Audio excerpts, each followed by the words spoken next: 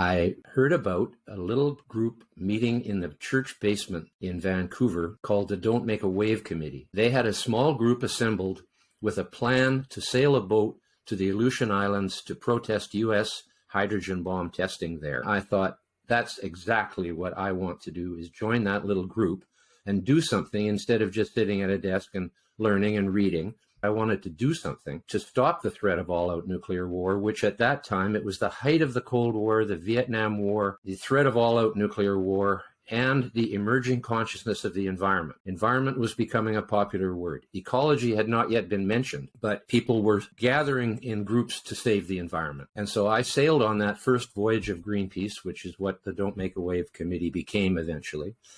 And we stopped those hydrogen bomb tests. President Nixon, within a few months after the test that we protested against, canceled the remaining series.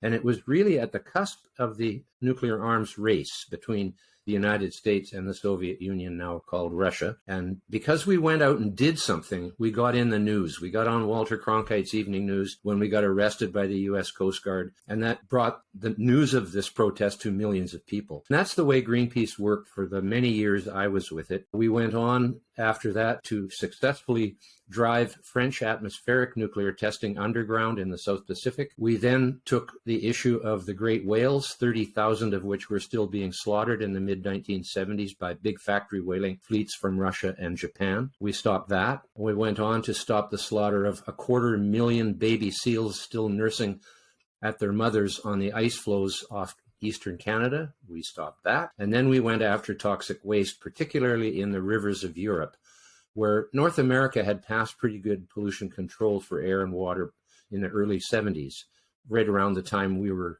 getting going. But Europe had not followed suit, and the big rivers, the Rhine, the Elbe, the Thames, were basically dead from factories dumping their waste in with pipes coming in underwater where no one could see it.